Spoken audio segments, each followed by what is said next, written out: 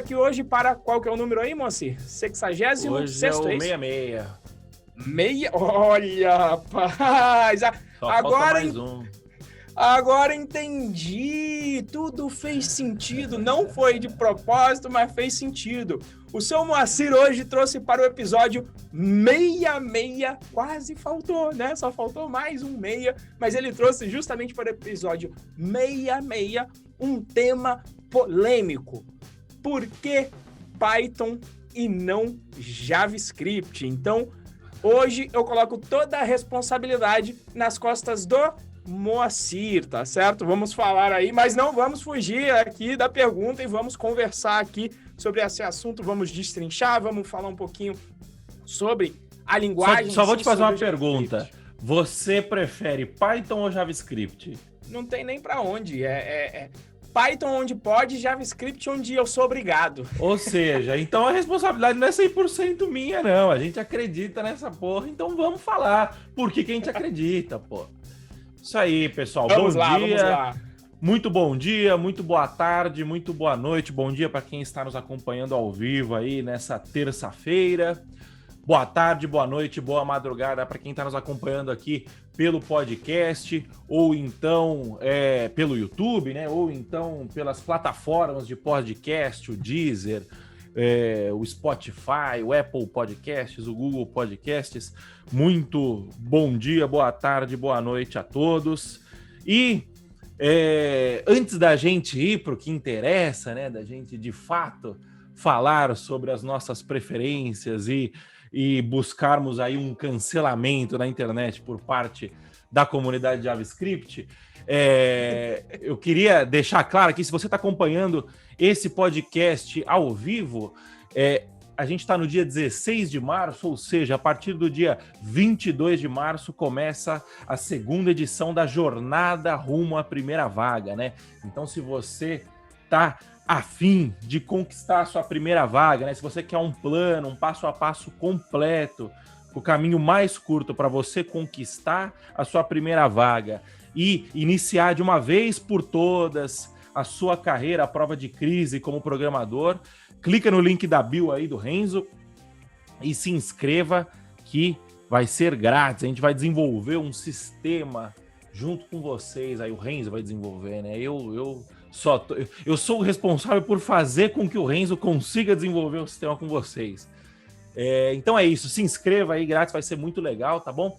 Esse é o nosso primeiro recadinho de hoje e depois a gente fala os outros recadinhos, porque eu imagino que quem tá aqui no começo, né, quem tá aqui aguardando a gente, tá esperando pela treta, né? Por que esses caras estão falando bem de Python e, consequentemente, falando mal de JavaScript, né? Então, Renzo, vamos lá. Eu vou te perguntar, primeiro de tudo, né?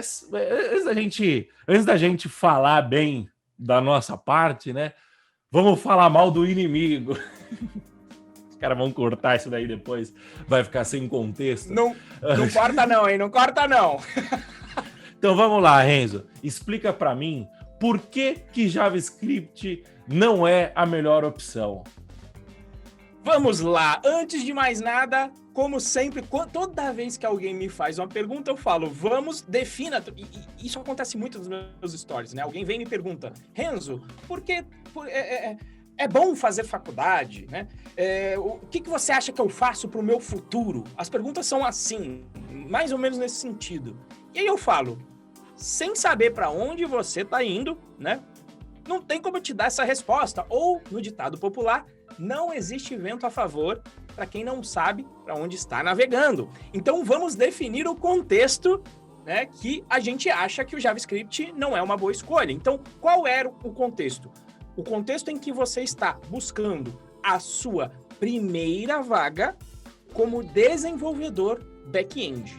Então, definido aqui o contexto, para tentar evitar um pouco o cancelamento, mas sem fugir da raia, tá? Então, o contexto é para conseguir a primeira vaga como back-end. E isso aqui, já deixa aqui, ó, quando fizer, coloca bastante atenção, porque na hora que a galera vir bater, eu vou falar, por favor, veja um pouquinho mais do vídeo, veja esta etapa aqui, e agora vamos à justificativa, tá?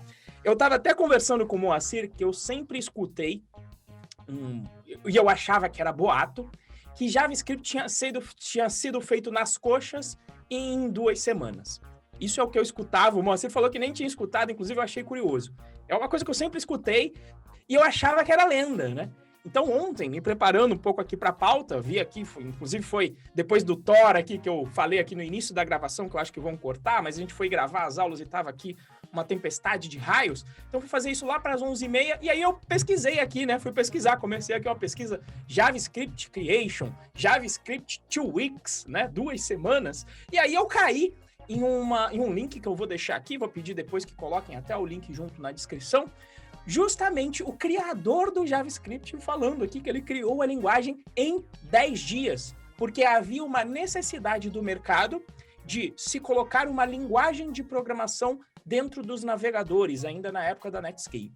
Então, basicamente, se criou uma linguagem rápida para se conseguir qual era o objetivo, abocanhar o mercado sendo o primeiro, né? Sendo o pioneiro, que é uma das estratégias para você conquistar o mercado. Então, JavaScript foi feito em 10 dias para rodar dentro do navegador. Tá? E para quem já experimentou fazer uma linguagem, sabe que não é uma coisa simples. Linguagem envolve muito design, envolve ter um conhecimento sobre análise sintática, análise semântica, e fazer isso em 10 dias, para quem já brincou de fazer uma linguagem, potencialmente vai sair alguma coisa nas coxas, ainda mais quando eu fui ver o vídeo do criador que ele fala, putz, eu nem dormi direito durante aqueles 10 dias. Ou seja, você vai fazer uma coisa que precisa de muito design, precisa de muita atenção, e você vai fazer isso em 10 dias. Ainda que você seja um ás da criação de linguagens, não me parece que você vai fazer algo que vai ficar tendendo à perfeição, ou principalmente não à perfeição, mas normalmente o que eu busco em uma linguagem de programação é consistência. E aí que é onde vem o grande problema. A consistência do JavaScript é precária. Tá? E por que é precária? Justamente porque você tem linguagens, tem basicamente duas características aí de linguagens. Existem as linguagens dinâmicas e as linguagens estáticas. O que diferencia uma linguagem dinâmica de uma linguagem estática? Na linguagem dinâmica, você não precisa, ao declarar uma variável, dizer qual é o seu tipo. E isso traz uma porção de vantagens e desvantagens. Tá? Então, exemplos de linguagens dinâmicas. Python, PHP, JavaScript. Exemplo de linguagens sintáticas. Estáticas. C, Java. Eu falei o quê? Sintáticas. Oh, sintáticas, olha aí. É porque eu já tô, meu pensamento já tá lá na frente. Então, exemplo de linguagens estáticas. C, Java, tá? Por exemplo. Então, nessas linguagens, a turma inclusive advoga. Não, não, aí eu vou explicar. E existe uma outra característica que é a linguagem ser fortemente tipada e fracamente tipada. E tem gente que às vezes confunde esses conceitos, e são coisas diferentes. O que quer dizer um fortemente tipada e uma fracamente tipada? Em uma linguagem fortemente tipada, a linguagem não vai permitir que você misture tipos diferentes ao fazer operações. Por exemplo, como adicionar 2 tipos. Normalmente ela não vai fazer certas coerções para você, como por exemplo somar a clássica, número com uma string, tá? Então, são características diferentes. Por exemplo, o Java, nesse aspecto, o Java deixa somar, se não me engano, o Java deixa você somar número com uma string. Eu acho que não deixa, não. Eu acho que, até onde eu lembro no Java, até onde eu lembro das minhas épocas de Java, o Java deixa. Enfim. Mas segue o barco. Depois confere, porque tem 10 anos que eu não programo, mas até onde eu lembro, esse era o meu exemplo para falar, olha, Java fracamente tipado nesse aspecto, não vai deixar você fazer soma e vai gerar string para você, com número com string, mas fortemente tipada. E as linguagens de script dinâmicas, as mais famosas, pelo menos a coisa de 5, 10 anos atrás para trás, eram 2 linguagens, PHP e JavaScript, que misturavam justamente uma linguagem dinâmica com uma tipagem fraca. E qual que é o problema disso? As inconsistências. Você ter uma linguagem que vai fazer coerção de tipos e sem saber ainda qual é o tipo da variável, gera uma porção de bugs sutis de você pegar. E o exemplo, um vídeo caricato que existe, que é muito conhecido, se você procurar, você pode procurar o WAT, JavaScript. Que é de what? Tem uma senhorinha lá, depois eu vou ver se eu pego o link dele aqui, que ele explora essas inconsistências dentro do JavaScript e são inúmeras. Onde você soma um not a number com um objeto, o que vai dar? Né? Aí dá uma coisa. Se você inverte a soma disso, ela dá outra coisa. Então, o que ele está mostrando? Ele está falando o seguinte, olha, existe uma inconsistência, porque normalmente na operação de adição, você espera que a propriedade reflexiva exista, ou seja, A mais B é igual a você fazer a conta B mais A, ou para o que quer que seja que você tenha definido para o mais. Então, o Python é uma linguagem dinâmica e fortemente tipada. Ela vai evitar o máximo possível que fazer coerções de tipos sem ser de uma forma explícita. E isso em si já traz uma boa consistência para a linguagem. Você não vai morrer aí com os bugs bem sutis que acontecem justamente nessas horas dessas inconsistências, tá certo? E aí o que acontece para mim?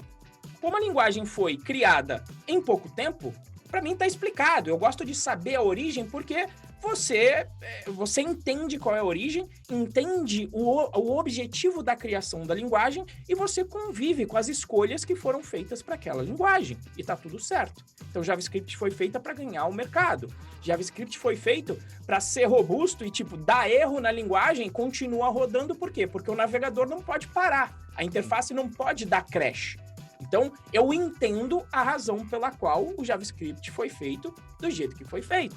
Mas eu entendo também, depois de ter brincado de se fazer linguagem também, que é uma atividade complexa e que em 10 dias, se você teve essa necessidade do negócio, por outro lado, você vai sofrer com muita inconsistência. Tá certo? Então, eu acho que esse é o ponto. E aí é o seguinte, e todo mundo sabe disso, tanto é que são os motivos... a razão das piadas existirem, né? E por fim,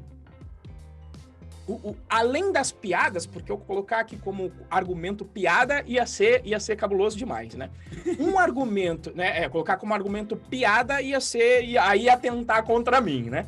Então, mas um motivo, um só que eu trago como um diagnóstico ou um apontamento do que eu tô falando é verdade, é o seguinte.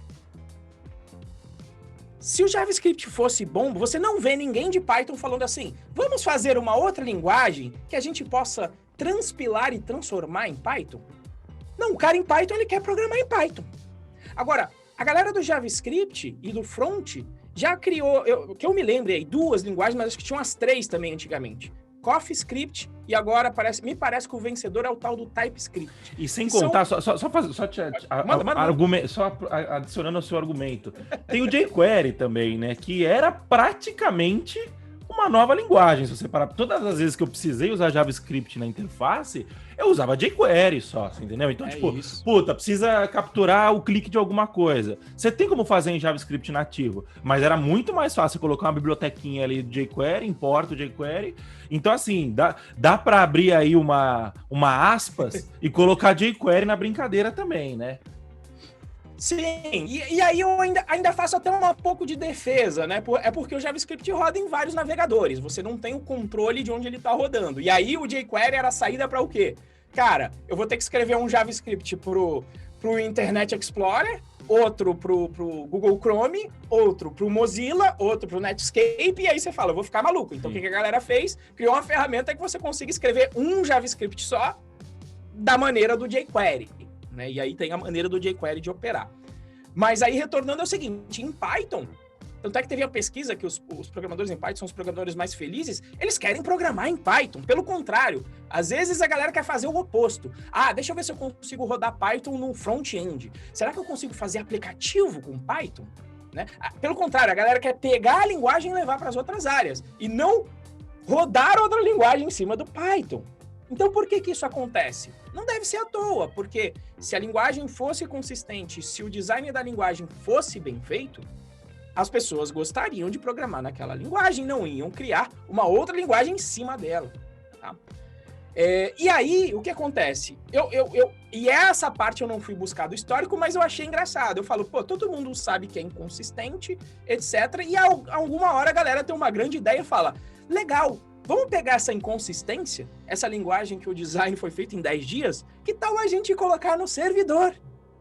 Onde normalmente a gente quer consistência, a gente quer consistência de dados, a gente quer consistência na linguagem, a gente quer fugir de erros sutis que podem acontecer. Né? E aí o que aconteceu? Você traz essa bagagem junto para dentro do back-end. Né? E aí o que acontece? Se dá a impressão, e a venda que se faz disso você aprenderá uma linguagem só e programará nos dois, tanto no front-end quanto no back-end. E em termos sintáticos, em termos da escrita da linguagem, é verdade. Só que programar para front-end é um bicho completamente diferente em termos de mentalidade do que se programar no servidor. As preocupações são completamente diferentes. No servidor você vai ter que se preocupar com concorrência. No servidor você precisa se preocupar com várias pessoas acessando ao mesmo tempo. Na web não. Na web pode dar o erro, a página tem que continuar rodando. No servidor não. Se dá um erro, ele tem que parar e tem que me avisar. Ou não parar o servidor, mas me avisar o que está acontecendo. Porque agora tem uma condição e eu tenho o controle. Então, é entender qual é o ambiente. Você vai trazer essas inconsistências dessa linguagem para o servidor e vai passar a ilusão, e é o que às vezes muito acontece, a pessoa fala, não, eu já sei programar em JavaScript, em front-end, logo eu vou colocar que eu sou um programador JavaScript, logo eu posso ir programar no back-end. É completamente diferente. E eu fui fazer esta passagem em Java que eu conhecia Java para servidor. Aí eu fui programar para programação móvel, no Android. Cara, é só a sintaxe que é igual, mas o processo de desenvolvimento é completamente distinto. Então, não é porque você sabe JavaScript que você é um programador front-end ou um programador back-end. Então, as razões para você não começar com o JavaScript se você quer ser um programador back-end são essas. Meu querido Moacir, junte-se à treta. Junte-se à treta. Eu anotei algumas coisas aqui, né, conforme você foi falando. Primeiro você comentou, né, que, o pessoal, você tem que ter contexto, você tem que dar contexto para as coisas, né? E o mesmo acontece quando a gente fala da faculdade, né? Que muita gente vem e fala, mas vocês são irresponsáveis de falar que a pessoa não precisa fazer faculdade, que a pessoa não tem que fazer faculdade e tal. E a gente fala, não, a gente não falou isso. A gente fala que para conseguir a sua primeira vaga, existem caminhos muito mais rápidos do que a faculdade. Quando a gente traz isso para o Python versus JavaScript, né? Obviamente, existem contextos em que vale muito mais a pena você usar JavaScript do que Python. Onde que nasceu o JavaScript? Né? O JavaScript nasceu, como o Renzo falou, no navegador. Ele foi feito para ser utilizado no navegador. No navegador, faz muito mais sentido você ter uma linguagem assíncrona, você ter um paradigma de programação, né, assíncrono. Por quê? Porque o navegador ele é orientado a eventos, você entendeu? Então, agora quando você leva para o back-end, será que todos os casos fazem sentido você usar a assincronicidade do JavaScript, por exemplo? Você entendeu? Esse é um conceito básico, né? Para quem não sabe o que é a sincronicidade, é basicamente, a grosso modo, você me corrija se eu estiver errado também, tá, Renzo? Porque eu sei muita coisa na prática e pouca coisa na teoria, né? Uma linguagem síncrona, ela executa linha por linha, né? Então ela executa uma linha, espera o retorno, executa a próxima, espera o retorno. O Python é assim, via de regra, né? Uma linguagem assíncrona, ela não espera o retorno da linha corrente para poder executar a próxima linha, né?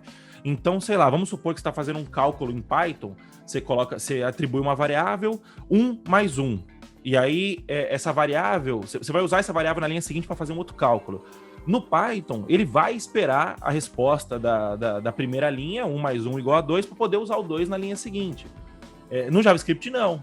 Então, você vai rodar var1 igual a 1 mais 1. Se você for usar o var1 na linha 2, ele vai vir como nulo. Por quê? Porque não deu tempo.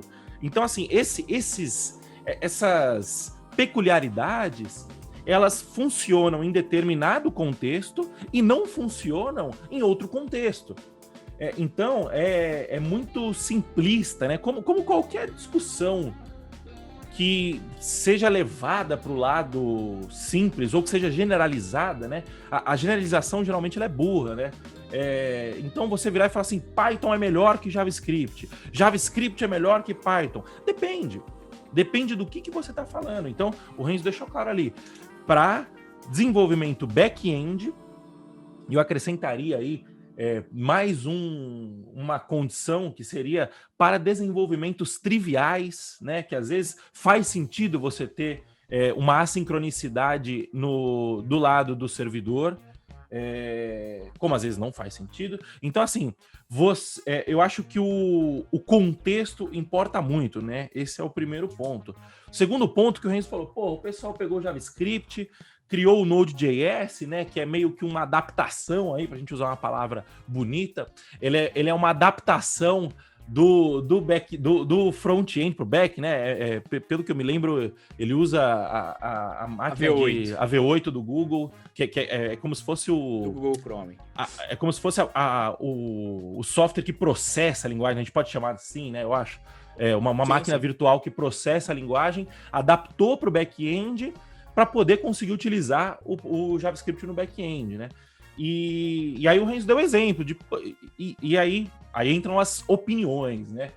Na minha opinião, eu não gosto de usar eu usei bem pouco, para falar a verdade também, porque logo que eu usei eu não gostei, mas eu prefiro o Python, porque o Python foi feito primariamente para se trabalhar no back-end, né? O JavaScript não. Então, aí o Renzo pegou e falou assim, e aí quando você compara com Python, a sintaxe do Python ela é mais consistente, né? E ele falou, tanto é que tem gente que quer usar Python no mobile, quer usar Python no front-end. E aí eu também falo, não faça isso. Por quê? Porque da mesma forma que o JavaScript primariamente não foi feito para ser utilizado no back-end, o Python não foi feito para ser primariamente ele não foi feito para ser utilizado no front-end e nem no mobile, você entendeu? O primeiro conceito básico é front-end e mobile, eles têm uma natureza muito mais orientada a eventos do que um back-end, por exemplo. O que é uma natureza orientada a eventos, né? É quando você vai e aperta um botão, e quando você aperta esse botão, desencadeia um evento, né? Seria basicamente isso. Quero entrar aqui muito em detalhes, mas só para a gente fazer essa definição. Então, não use Python fora do back-end, né? A não ser via de regra, né? Para a gente não cair na generalização. Nas áreas onde ele não foi feito para rodar como front-end. Exato. E lembrando, né, que a gente... Só mais um asterisco aqui, que o nosso objetivo aqui é conversar com quem está começando, você entendeu? Nós temos amigos que estão há bastante tempo já programando e que acompanham a gente, mas o nosso público-alvo não são essas pessoas, né? Por mais que volta e meia a gente fala alguma groselha aqui que ajude essa galera também, o nosso objetivo primário é ajudar quem está começando. Então, quando eu falo para você, não tente usar Python no front-end ou não tente usar JavaScript no back-end, o que a gente está querendo dizer aqui é o seguinte, são regras, né? E há quem diga que as regras foram feitas para ser quebradas, mas para você quebrar a regra, você tem que ter domínio absoluto do fundamento. Você entendeu? E um iniciante, via de regra, não tem domínio absoluto do fundamento. Então, você quer começar a inventar, você quer usar Python no front-end, você quer usar JavaScript no back-end e tal, primeiro, seja muito bom no arroz com feijão. Faça um arroz com feijão muito bem feito, aí você começa a inovar. Dito isso, não use Python fora do back-end, quando a gente está falando entre back-end, front-end e mobile, né? O Python é muito utilizado em DevOps, por exemplo. Aí faz muito sentido, administração de sistemas, tal, data science, mas resumindo, não use Python no front-end, não use Python no mobile. E no terceiro ponto, a gente tem que entender, tô só tentando lembrar aqui o contexto que eu anotei aqui, porque o Node... lembrei. O Node.js, ele foi criado Por que a gente tem que entender também o porquê das coisas, né? Que o Renzo Sim. falou, não, você usa o JavaScript, e aí você vai usar a mesma sintaxe do JavaScript no back e no mobile e tal. O Node.js, ele foi criado primariamente para poder aproveitar a mão de obra que as empresas já existiam, né? Isso é mais um ponto que corrobora, porque a gente sempre vem falando que o mercado está inundado de possibilidades. Não, o mercado está cheio de possibilidades. Por quê? Porque falta gente qualificada. Tanto falta gente qualificada que os caras viraram e falaram assim, porra, os nossos sistemas precisam ter front-end e os nossos sistemas precisam ter back-end, entendeu? E aí a gente fala assim, porra, se a gente... Os nossos fronts, eles já conhecem JavaScript. Então, se a gente conseguir adaptar o JavaScript para o back, a gente consegue usar o mesmo cara que faz o front, ele faz o back. E aí, a gente, ao invés de... Não é nem questão de grana isso, é muito mais uma questão de oportunidade, porque o cara não acha o cara do back. Tá muito concorrido. Ele acha um cara do back, dá 6 meses, o cara vai trabalhar no iFood, que o iFood paga mais caro. Dá 6 meses, o cara vai trabalhar no Nubank, que o Nubank paga mais caro. Entendeu? Então, é difícil contratar, é difícil reter essa galera. Então, como é difícil contratar e reter, os caras falam assim, porra, vamos usar o cara do front no back também. Você entendeu? Então, primariamente, o Node.js foi criado com esse intuito, né? Então, resumindo todo o meu ponto aqui, o contexto importa. Então, quando a gente fala prefira o Python ao JavaScript, a gente está sempre falando de contextos específicos, certo? Feito todos os meus disclaimers, né? Vamos, só uma pausa aqui rapidinho, para você que está acompanhando aqui a gente, dá o likezinho aqui do lado, né? E também compartilha com um amigo seu, com aquele seu amigo que fica assim, não, Python é bom pra caramba, não, JavaScript é melhor de tudo, o cara vai e compra camiseta, e compra caneca, e não sei o quê. E o pessoal tá reclamando que travou aí. Quem que travou? Tinha dado você. Você tinha dado uma travada, mas voltou agora. Isso daí é o pessoal me cancelando. É o que o Titi 93 falou. Então, o pessoal tá falando... aperta aqui o botãozinho, né? O aviãozinho. Manda pra 5 amigos. Aqueles seus 5 amigos que são chato pra cacete. Que ficam fazendo guerra de linguagem. O cacete, ficam fazendo flame. Manda pros caras e fala assim, ó. Os caras, eles estão fingindo que eles estão falando mal. Mas na verdade eles não estão falando mal. Eles só estão colocando cada um na sua caixinha e tal. Leva, compartilha isso com seu amigo. E se você estiver usando se você estiver ouvindo a gente no Apple Podcasts, no Google Podcasts, deixa o seu review lá, dá 5 estrelas se você acha que a gente merece essas 5 estrelas e compartilha com seus amigos, né? Bate um print aí da tela, marca o Renzo aí, posta no Stories, né, do Instagram e compartilha com seus amigos, ajuda a gente aí a levar a palavra, né? Espalhar a palavra do Python, tá bom? Bom, voltando então, a gente já sabe agora, né, Renzo, por que em muitas vezes a gente é preferível não utilizar o JavaScript, né? Explicando por que a gente não utiliza o JavaScript em determinados momentos. Agora me explique então, Renzo, por que o Python é a melhor linguagem de todas, a melhor linguagem do universo. Explica isso pra gente, por favor.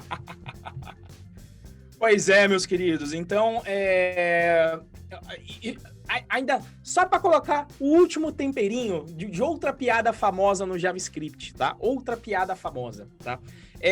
Tem um livro que eu, inclusive, te indico, se você quer navegar nesse mundo JavaScript, apesar dele ser antigo, para mim ele ainda é muito válido, que chama JavaScript The Good Parts. Foi o livro que eu usei para ir para o JavaScript, e no início dele, ele conseguiu definir o que eu gosto como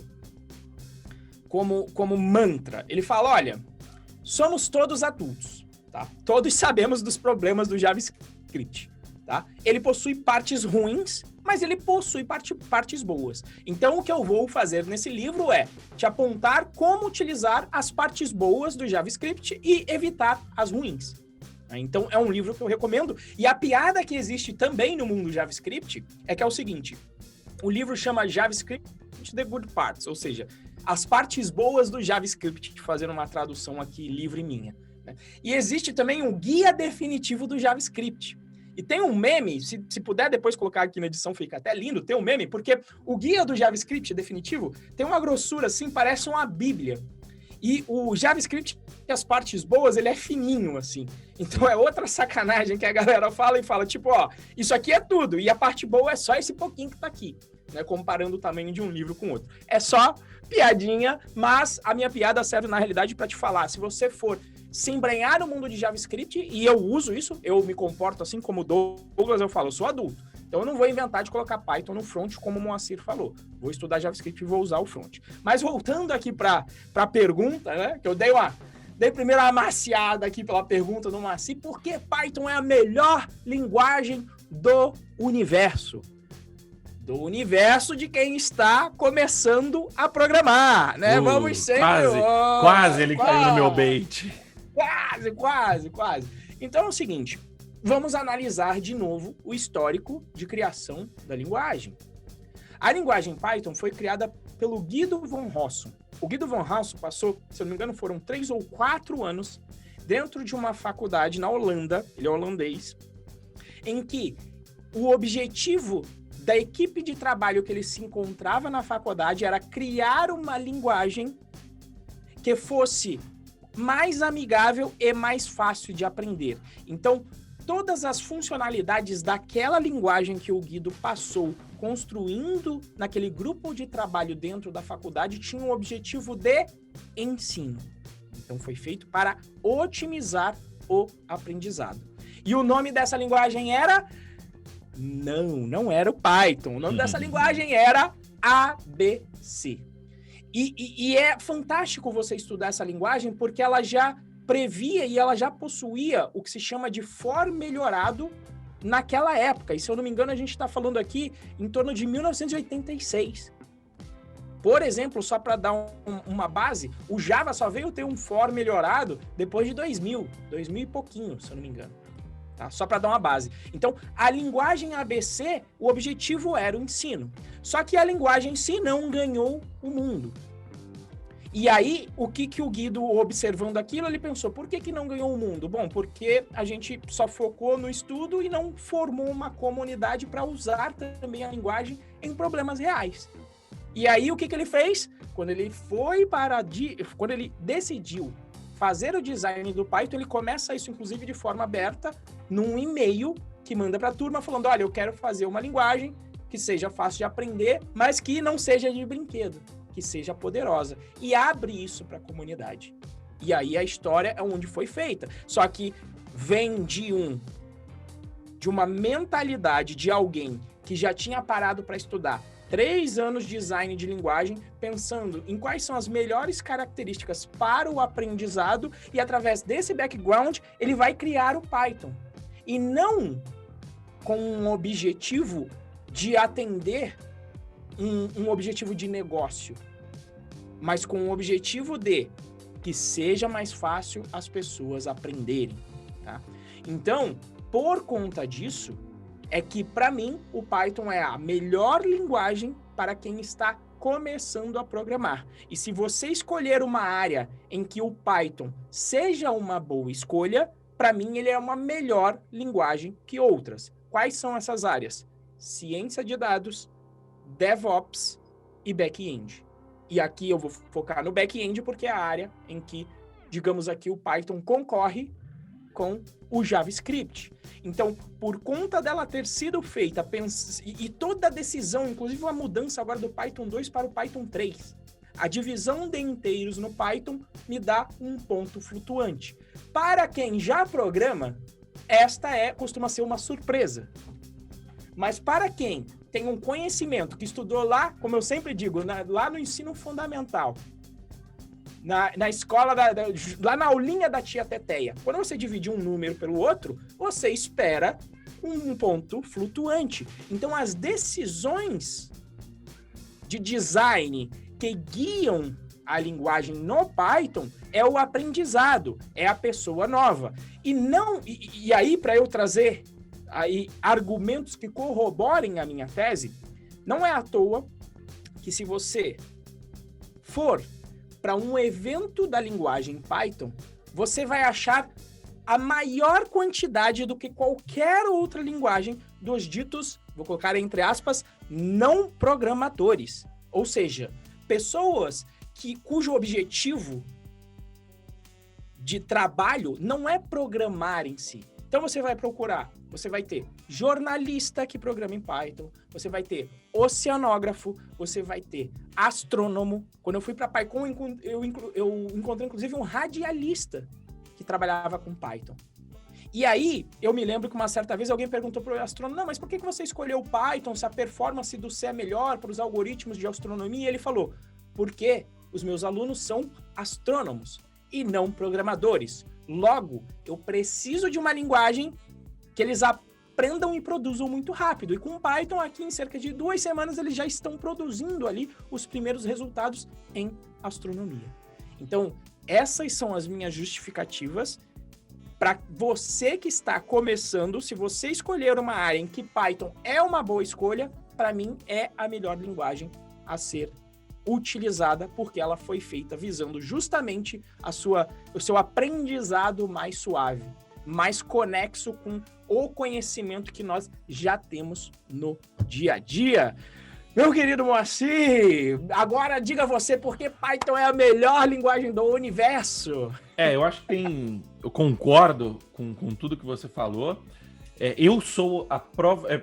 Antes de falar, né, da minha trajetória com Python, você comentou, né, oceanógrafo, radialista, astrônomo, físico, inclusive o Celso Portiolli, porra. Que você esqueceu de citá-lo. O Celso Portiolli. Se você for lá no Twitter do Celso, não deve ter parado já, sei lá. O cara tá aprendendo Python, né? Então ele foi contando, né? Ele fez um joguinho de pergunta e resposta lá. Era um condicional no terminal e tal. O cara tá aprendendo a programar. O Celso Portiolli tá aprendendo a programar, entendeu? E ele tá aprendendo a programar em JavaScript? Não, porque se ele fosse fazer lá igual, lá 2 ia sair aquelas falhas, eu nem sei quais são as falhas, aquelas falhas de consistência de JavaScript. Brincadeira, ele tá aprendendo Python porque Python é mais simples, né? A sintaxe do Python, né? Ela é muito fluida. Se você tem um bom não, né? Se você tem um mínimo de conhecimento em inglês, o Python você tá quase que lendo inglês ali, né? Não precisa... muito para quem já... Eu acho que nem ensina mais na faculdade isso hoje, né? Na faculdade antigamente ensinava-se Portugal, né? Que os caras pegavam e... Ainda tem. Pois qual a utilidade? O cara... Não, ele ensinava Portugal e que era basicamente... Em vez de você usar if, você usava se... ao invés de você usar for, você usava para. Então, ou seja, imagino que para você conseguir entender a lógica da linguagem, né? Acho que levando para o português seria mais fácil de usar, de enxergar lógica, alguma coisa nesse sentido. O Python é assim com o inglês, né? Então é muito próximo de uma escrita mesmo, de fato, né? Então isso ajuda muito os oceanógrafos, os radialistas, os astrônomos, os físicos e até os apresentadores de TV, né? Olha, o Cairon Fagundes falando, estudei ainda Portugal, então ainda tem na faculdade, né? Então esse é o primeiro ponto. E o segundo ponto não, né? Acho que a consequência do Python ser tão simples assim é que ele diminui muito a sua curva de aprendizado, né? O que é uma curva de aprendizado? Uma curva de aprendizado é o tempo que você demora para ganhar uma proficiência mínima naquela linguagem, né? Então, eu, por exemplo, que já tenho uma noção de programação, se eu for pegar JavaScript para aprender, né? Sei lá, uma linguagem que eu não conheço ainda, um C#, que, sei lá, eu vi uma vez só na faculdade, se eu for pegar o C# para aprender hoje, a minha curva de aprendizado vai ser menor. Por quê? Porque eu já sei muitos dos fundamentos da programação, né? Agora, o cara que não sabe, se ele for pegar o Java, o C# ou até o JavaScript para aprender, e se ele for pegar o Python para aprender do zero, o Python vai ser muito mais fácil, né? Por que eu digo isso? Eu digo isso por experiência própria, porque lá em 2010, 2009, 2010, quando eu comecei a programar, né? Quando eu comecei a programar profissionalmente, eu já sabia programar, eu já tinha 14, 15 anos, eu tinha pego uma apostila lá de PHP e eu já tinha uma noçãozinha de como se programava. E aí, com 18, 19 anos de idade, eu fui trabalhar numa empresa que o Luciano Ramalho trabalhava nessa empresa também, e os caras eram muito PHP e Java lá, né? PHP e Java, PHP e Java. Aí o Luciano chegou e falou assim, olha, pessoal, tem uma linguagem nova aqui, nova, né? O pai já devia ter uns 15 anos nessa época. Tem uma linguagem nova aqui que eu queria ensinar vocês, tal. E uma hora por quinta-feira, toda quinta-feira, 1h da tarde, ele fazia uma oficina lá com o pessoal e ensinava Python. Ele deu um livro lá pra gente ler, Dive into Python 3, né? A gente já começou a aprender o Python, né? Python 3 nessa época. E eu não sabia ler inglês. Eu peguei aquele dia, eu falei, nossa, puta que pariu, como que eu vou saber ler isso aqui? Aí, só que era tão simples que mesmo não entendendo muito inglês, eu sabia, eu conseguia me desenvolver em Python. E, cara, depois disso, sei lá, papo de 1 ano depois, eu já tava muito... E assim, 1 ano que eu digo, eu quase não trabalhava profissionalmente com Python. Eu sempre continuei trabalhando com PHP profissionalmente, né? E eu já conseguia desenvolver sistema em Django. Tem um amigo meu, e cliente também, né? Que eu desenvolvi um sistema para ele em Django, com o admin do Django, para ele fazer o controle das vendas dele, né? E ele usa até hoje o sistema. Isso deve fazer já uns 8, 9 anos. O sistema tá lá até hoje. Django, tal, atualizei ao longo do caminho.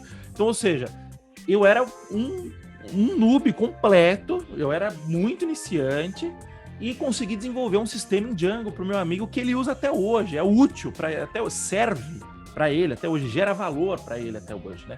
Então eu acho que essa é a grande diferença do Python, a sua curva do zero ao útil, vamos colocar assim, né? A sua capacidade a sua curva do zero até a sua capacidade de criar coisas úteis, ela é muito pequena comparada a outras linguagens.